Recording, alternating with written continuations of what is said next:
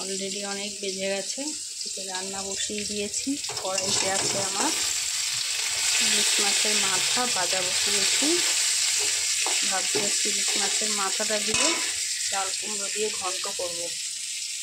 আর কি করব দেখো, আর করব ডিমের কারি করব। এখানে আছে প্রেসার কুকারে ডাল সিদ্ধ, মটর ডালের টক করব। টক ডাল হবে আমরা দিয়ে মটর ডাল। আর আছে এখানে আলু। কী কী রান্না হচ্ছে তোমাদের সাথে পরে শেয়ার করব। তো এখানে আমি রাঁধুনি ফোড়ন দিয়ে চাল কুমড়োটা কিন্তু দিয়ে দিয়েছি। আস্তে আস্তে যে চাল কুমড়ো যে জলটা বেরাবে সেটা টেনে নেব। একটু এখন ঢাকা দিয়ে দেব।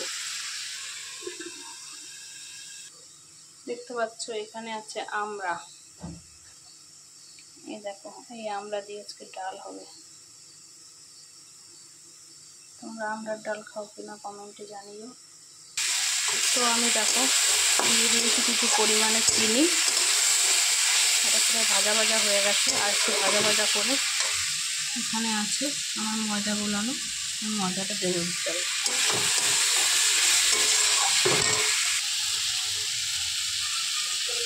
এবার আমি এই ময়দাটা দিয়ে দিলাম।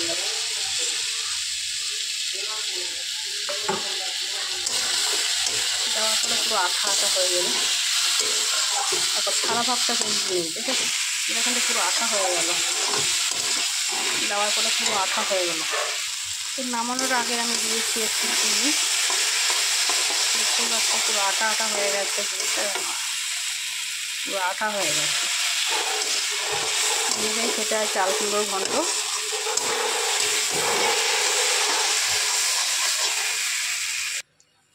তো আমি এখানে দেখো ডাল কিন্তু আমি বসিয়ে দিয়েছি।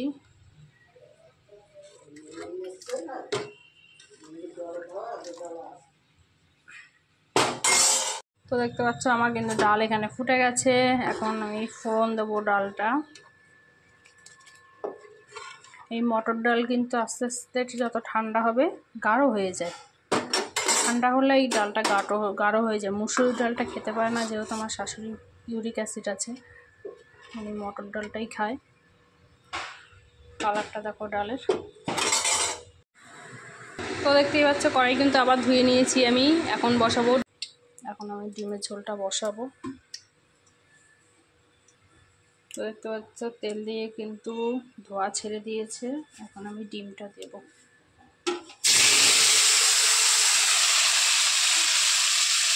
ডিমটা একদম লাল হয়ে গেছে। নুন হলুদ মাখিয়ে রেখেছিলাম, যার জন্য ডিমটা একদম লাল টকটকে হয়ে গেছে। ডিমটা একটু ভেজে নিই। তো ডিমটা কিন্তু আমার ভাজা হয়ে গেছে। এখন আমি ডিমটা উঠিয়ে নেব।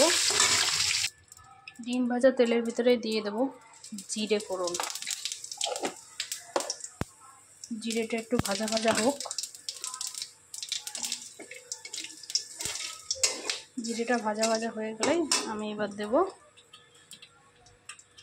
আলুটা।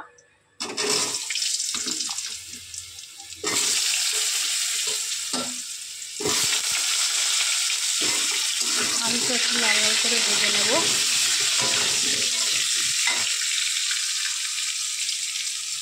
একটু নুন দেবো।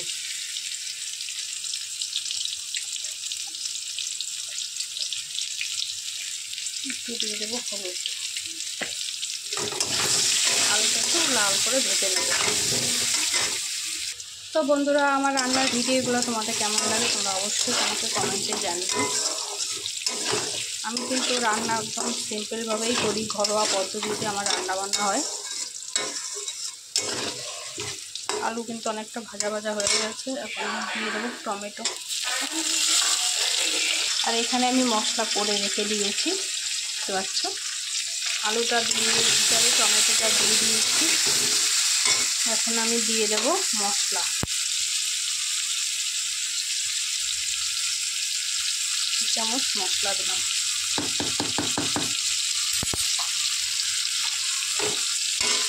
ভিতরে দেবো এবার নুন দেবো।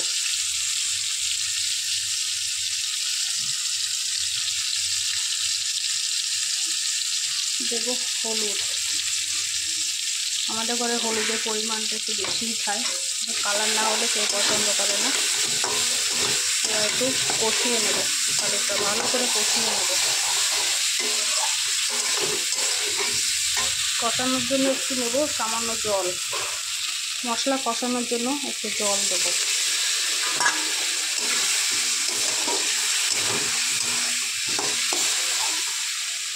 ইচ্ছে হচ্ছে ডিমের ঝোলটা একটু ঝাল ঝাল খাবো,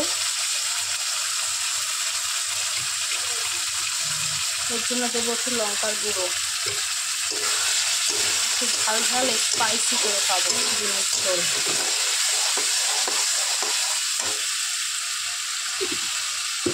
এবং আস্তে করে ডিমের ঝোলটা আমি আস্তে আস্তে কষিয়ে নেব। কালারটা কি সুন্দর এসেছে।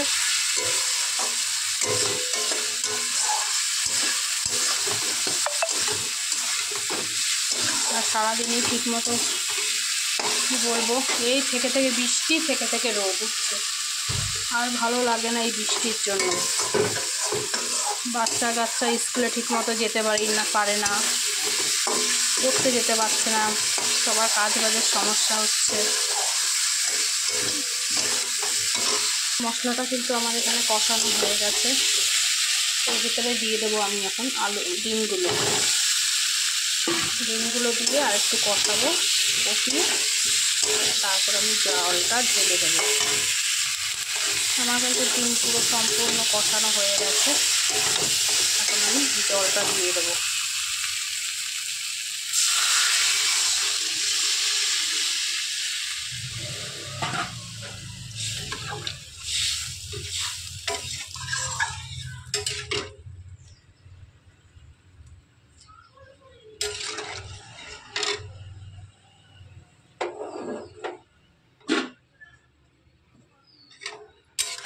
লাল লাল হয়েছে ঝোলটা, তো এখন আমি ডিমটাকে ঢেকে দিই।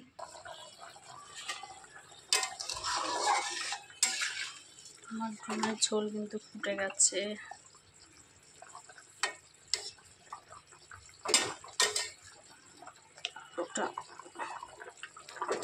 আলুটা একটু পাখি সিদ্ধ হতে,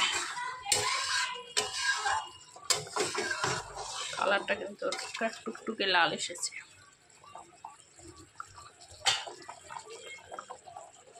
এখানে কিন্তু দেখো আমার ডিমের ঝোল কিন্তু রেডি হয়ে গেছে। এখন আমি দেবো একটু গরম মশলাটা এখন দেবো।